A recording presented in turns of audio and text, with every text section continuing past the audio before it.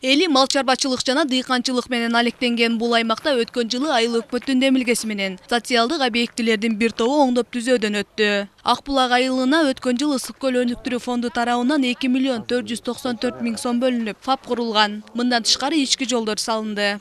2018 жылы президентибиз тарабынан региондорду өнүктүрүү, аймактарды өнүктүрүү жылы деп жарыялаганына байланыштуу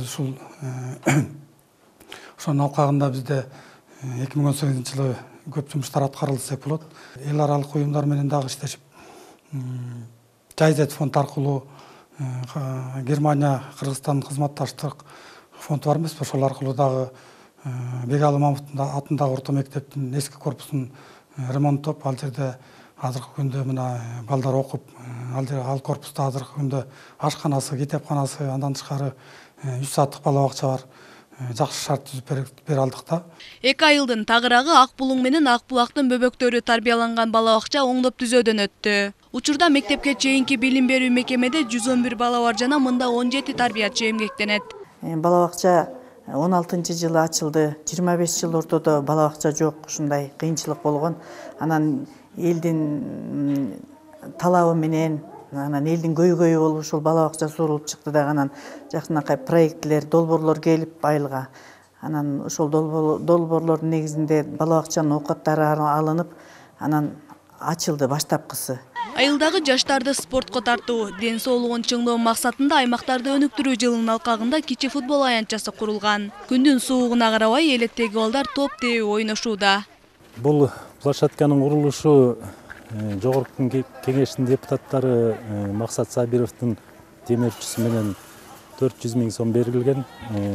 Андан сырткары айылдык бюджеттен 130 миң каралып, ушул элдин жумушчу күчү менен өзүбүз ашар жүзүндө салып алдык. Азыркы күндө мунун газону жок.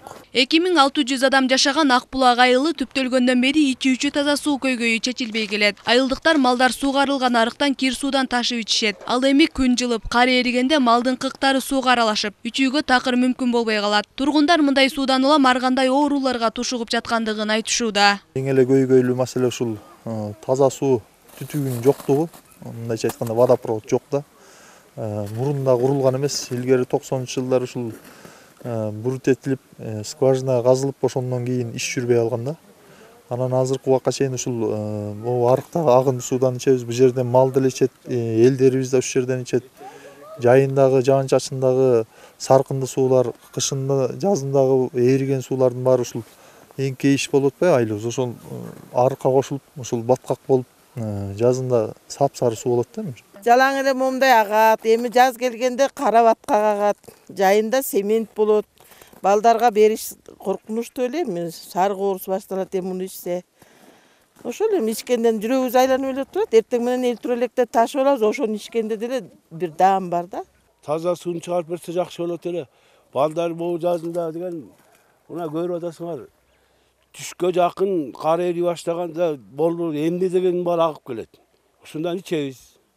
Анан мына сарык деген могу суудан сарык ичип мен деген бир не берем, анан кичүү кызым сарык болуп ооруган.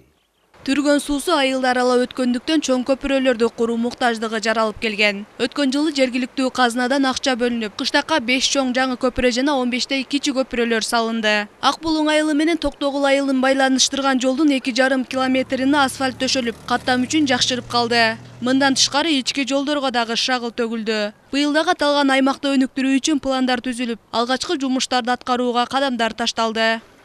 Айсара Тыналык кызы, Тынчтык Көлбаев, NewTV, Ысык Көл облусу.